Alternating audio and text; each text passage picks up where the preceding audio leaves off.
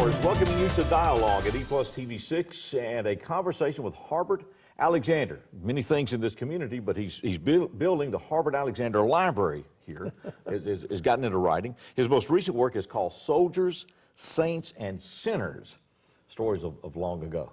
You started writing when in your life? About 20 years ago. Okay. Well, why? I kept hearing stories and people wanted me to write these things, and I was doing on television and for the Chamber of Commerce, and I was doing it for Leadership Jackson, and they asked me a question: when you're gone, who's going to do this? Stories, okay. So why don't I write it down? Well, I began to do newspaper stories for the old City News. Okay. And once a month, and I got $100 a month for doing that. Okay. And at the end of a couple of years, I realized, gosh, I've got a book here. Okay. And so So it came about through the monthly increments? It did. Okay. And I'll never forget the look on my wife's face when I told her about the check I wrote to publish it, Tales of Madison. Okay. Okay. So you self-published that work? I've self-published all of my books. Okay, all right. So Tales of Madison was the first one. I'll hold this up here and you can see this. Tales of Madison from Harbert Alexander, which was followed then by Old Trails and Tales of Tennessee. And then you got into a different type of work with the Outdoors and Autumn Memories, which I did with Ralph McDonald, who's a famous artist. Famous artist. And he told me what paintings he wanted to use, and I started writing stories to fit them. Okay. And again, I never write fiction. These are all things that I had encountered in West Tennessee through the years. So it's personal stuff, and the Soldiers, Saints, and Sinners, the most recent work. You have been our county historian in Madison County, but you describe yourself more as a storyteller rather than, I mean, there are people that do hardcore local history. They go out to cemeteries and catalog all the tombstones and the sayings and all this kind of stuff that's out there. Yours is more collection of work, right? It is, and that's an easy way to take history out to other groups of people, varied groups, and I am a storyteller. My writing reflects that. But again, so it's a way of taking history and making it more entertaining, more acceptable, more what people listen to. It is. Rather than memorize this or, okay. A lot of people, when they say history, their thoughts go back to the 6th grade or somewhere, and they cringe. Somebody with a ruler. Yeah, that's right. Yeah, okay. Yeah, so it becomes a way of taking that information, but then putting it away where, who influenced you? Have there been influences that you've looked to in doing this, or develop your own style, or?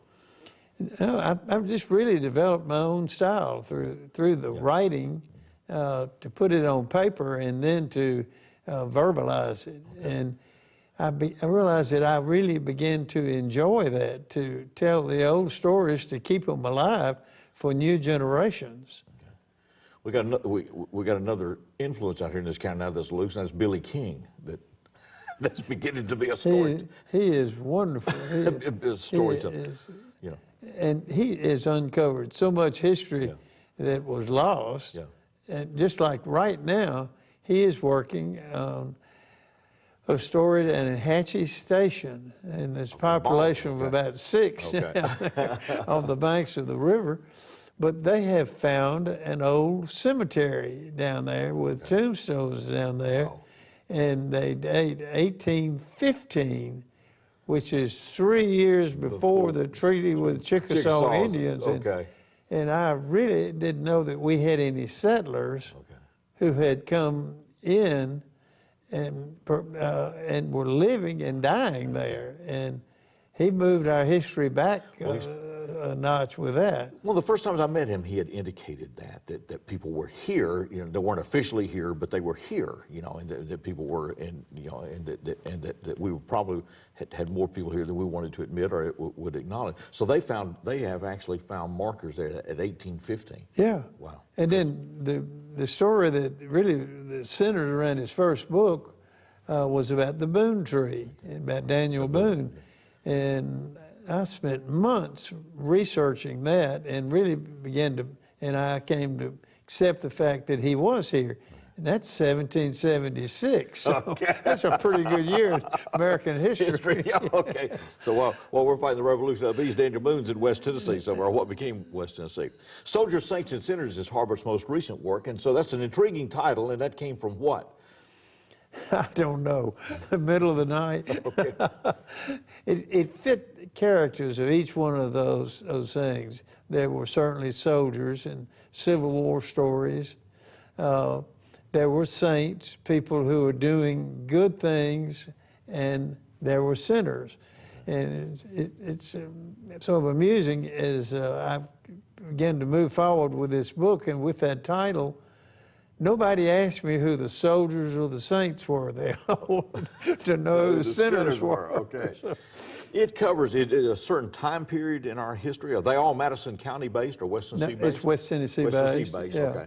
And it covers a certain time period. Have you focused on the Civil War era, or is it a cross-section? No, it's a cross-section. Okay, of soldiers, saints, and sinners, the most recent work. I want to get into this, but you subtitled it Stories of Long Ago.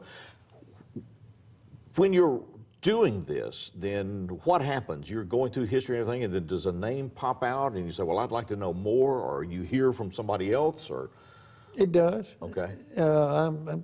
You know, the internet's a wonderful thing. You look on Wikipedia, and with a conversation this week, somebody was talking about Brother Dave Gardner, and I thought, well, I've always known about him, but I don't know anything about him. Okay. And I looked him up on the internet, and there's all of his old songs and comedy repertoires, and I do that. But I listen a lot because, you know, it's always been my saying is history is all around us if you only look and will listen, and that's what I do. And that's where this book came from, is out of one incident with a Baptist preacher who came here in the 1880s, and he was a fake. And I heard that from the county historian in Gibson County. Told me that story, asked me why I had never written about it. Okay.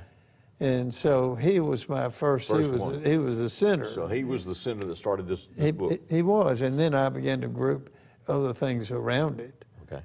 Soldiers, Saints, and Sinners is the name of the book. We're going to continue this conversation. Stay with us. There may be some of our relatives in this book. Harbert Alexander is with us, and this is Dialogue at EPlusTV 6.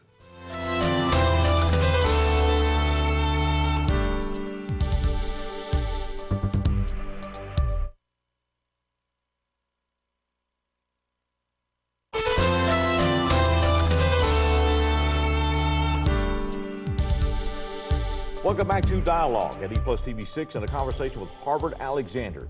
He is a writer of books now, an increasing number of books that are based in West Tennessee, stories and everything. He's a great storyteller. He's been county historian and, of course, a leader in this community for many, many years. Soldiers, Saints, and Sinners is the most recent work. And you said you started with a Baptist preacher that showed up here in the 1800s. I was asked why I hadn't told that story, and I didn't know anything about it, and I began to investigate it. It was written in the Tennessee Historical Quarterly 50 years or more ago. Okay. And began to look at it, and it had created quite a sensation in Jackson. And he came here as a Baptist minister at the First Baptist Church, but he was not a minister. He was English, he's single, very attractive looking. The ladies loved him. Okay. And they let him go at the end of 6 months, and he sued the church, and the church split, and the trial went on for 5 years. He was tried here? Yeah. For what? What was he doing? Well, he sued the elders. Oh, he sued the elders of the church, okay, or the deacons. And he won the case. Okay. And was awarded $1. Okay. And then he went to work for the railroads here, early days of the railroad, selling bonds, and went to England, and he created such a stir there that they tried him again, this time for embezzling, and he was telling people that he had found estates that were had the same name as they did, and if they would send him money, he would pursue it for them. Okay.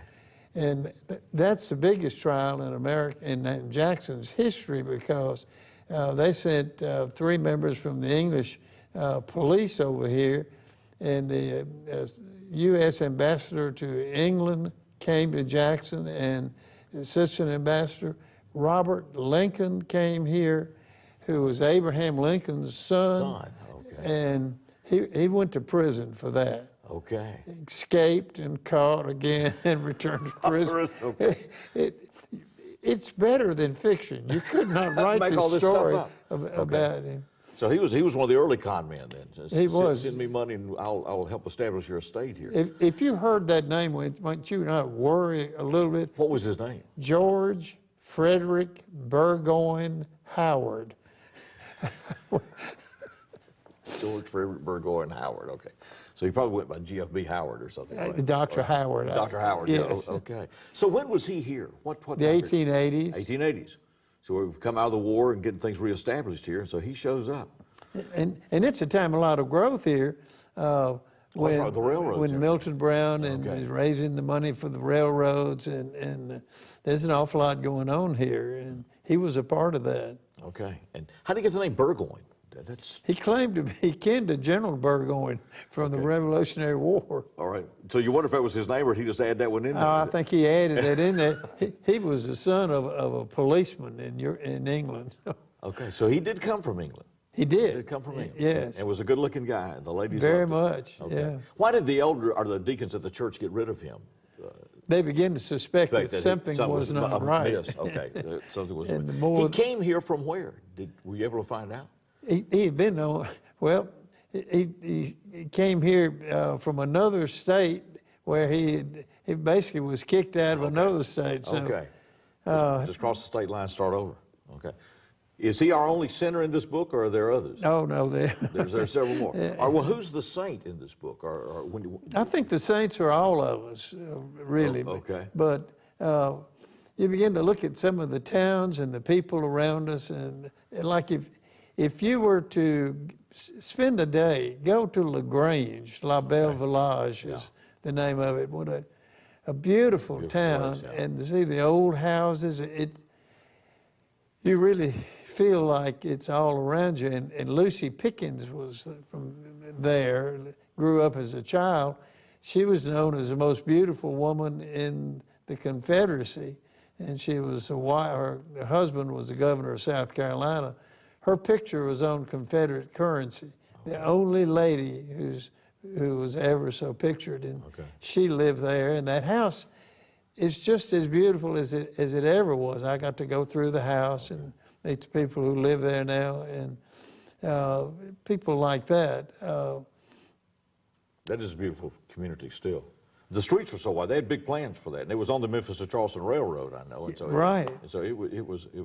But if you want to eat lunch, while you're there, yes, you better take it with you. All right. So she's one of the saints. Who are the soldiers on which you key in? The last story, which I had to thank Billy King for, was about a young soldier named Meriwether in Denmark. You always go back to Denmark with Billy, but Denmark was the same size as Jackson in those days.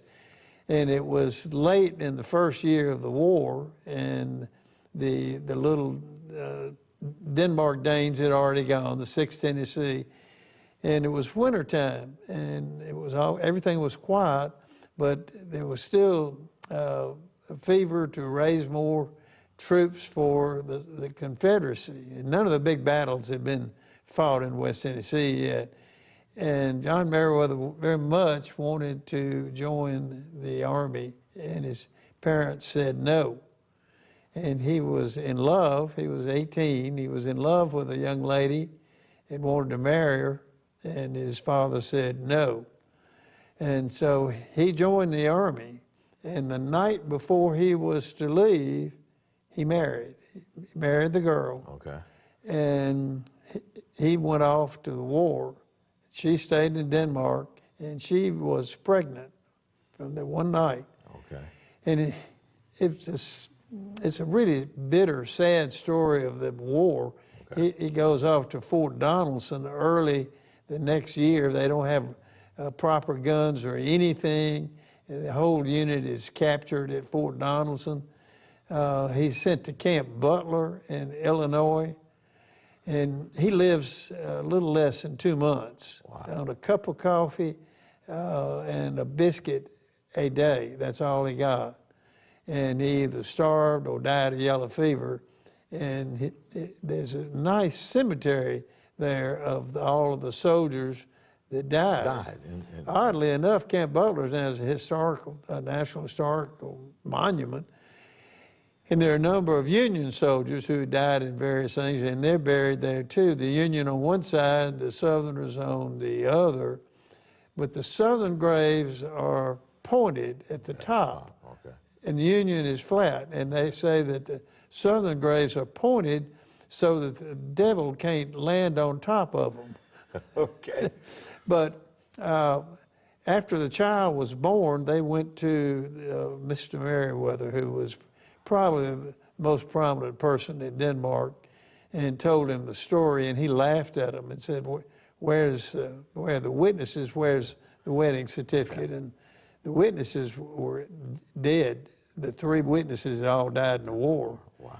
And the marriage certificate was not to be found. And so she went back and raised the child, and then eventually when the little boy was 8, she told him who his grandfather was, and he went and confronted the old man then, and he laughed at the boy and told him the same thing. And the boy had a dream. That's the story that comes to me, that the boy had a dream, and that he dreamed that in the library in the Meriwether house, there was a book that had something in it. And when Mr. Meriwether died, they went up to the house to have the will probated, and there was a codicil in the will that if they could prove that that boy was a Meriwether, that he would inherit everything. And the boy, remembering the dream, went in the library and opened a book, and the marriage certificate fell out. That's the way that the story comes back to me through Fonville DeVille, who lived in Denmark and was a writer. It is a wonderful story. But I know where the Meriwether house was and the Meriwether graves, and it's quite a story, and I really enjoyed finding out about that. The book is Soldiers, Saints, and Sinners. Our guest is Harbert Alexander. We'll continue this conversation. This is Dialogue at EPlusTV 6.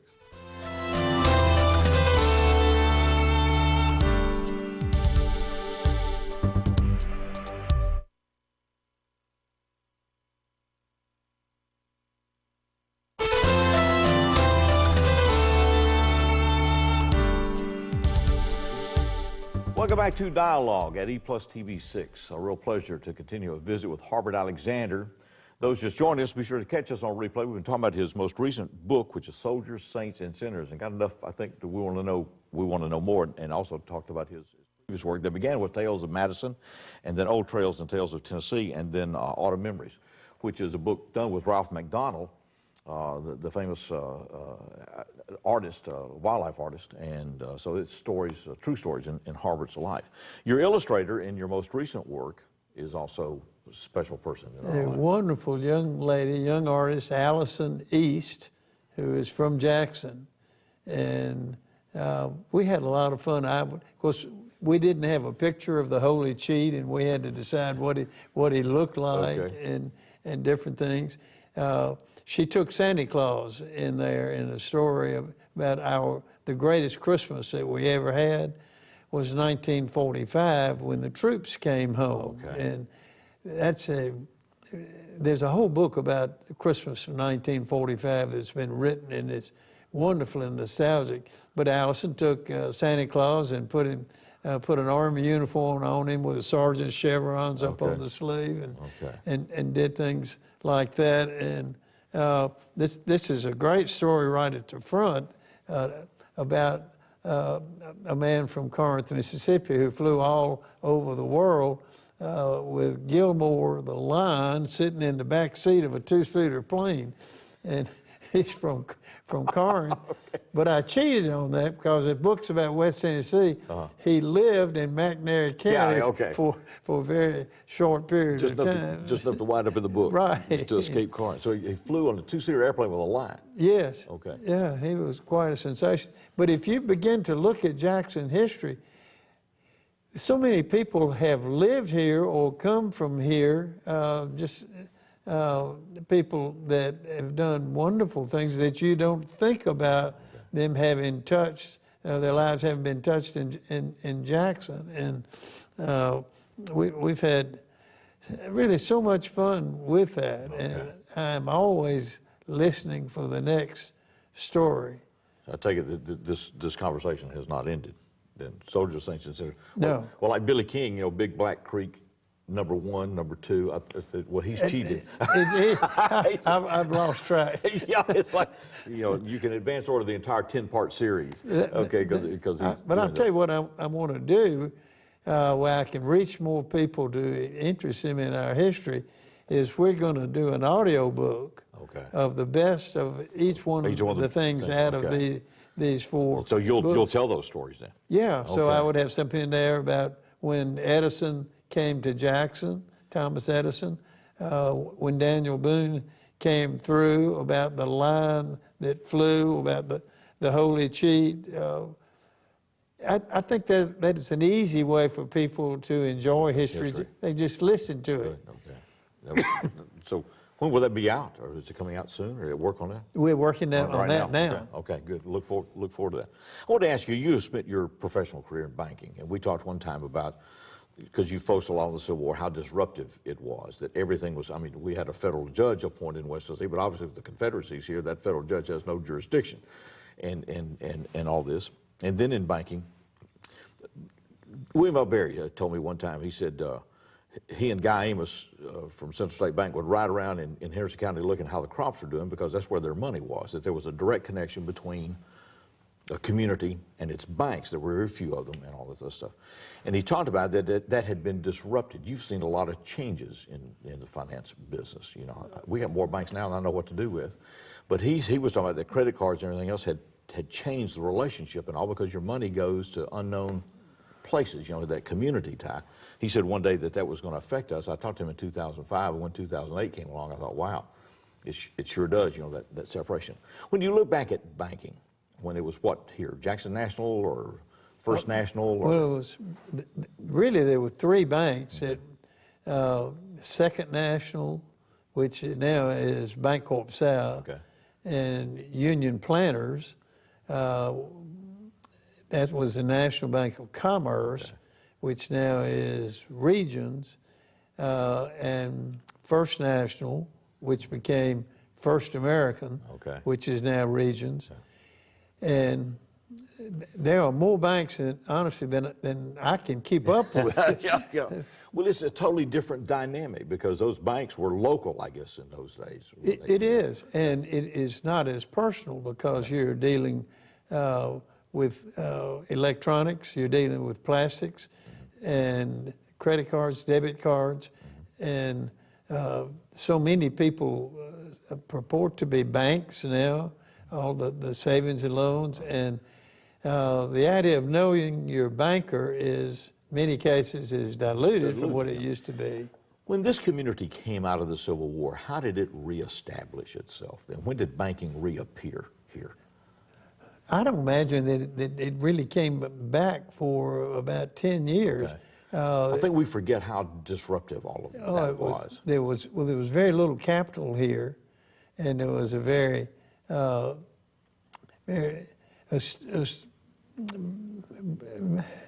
mean, rough federal judge that was put in here, and a lot of restrictions on Confederate veterans, and they just had to build back very slowly, and begin to get the ground where it would grow crops again. And I think we forget in our history, and that's why I wanted to have this opportunity to talk with you, that this community had to come to, in essence, to a standstill. All of its institutions had been suspended, destroyed, or whatever, and it had to literally rebuild itself just 150 years ago. I mean, we were in this process. It really did. And Governor Brownlaw, who was the federal governor after the Civil War, and they called it, the officials here, Brownlaw's militia.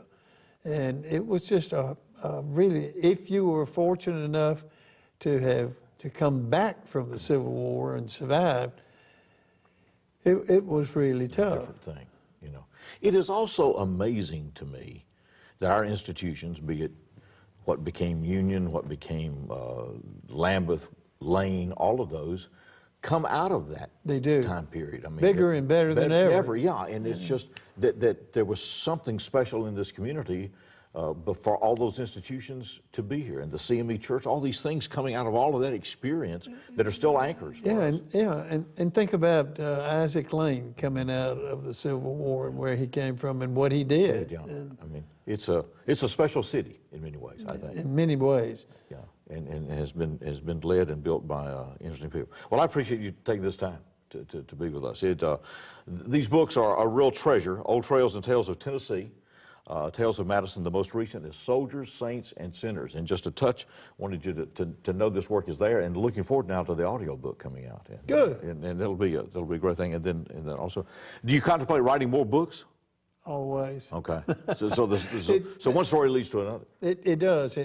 The minute you write a book, the first question somebody says is, what are you going to write next? And you think you want to, bam. Just buy this one right now, right? Yeah. Buy this one outside, and we'll worry about that later. But one thread leads to another. It does. You know, the most fascinating person you found out about, do you think? I really am fascinated by the veterans who came back from World War II. Okay. Yeah. So that'll be the next step. It's good to see you. Thanks to Harbert Alexander for being with us. Thanks to you, and stay with us here at EPlusTV 6, because this is the place where the dialogue continues.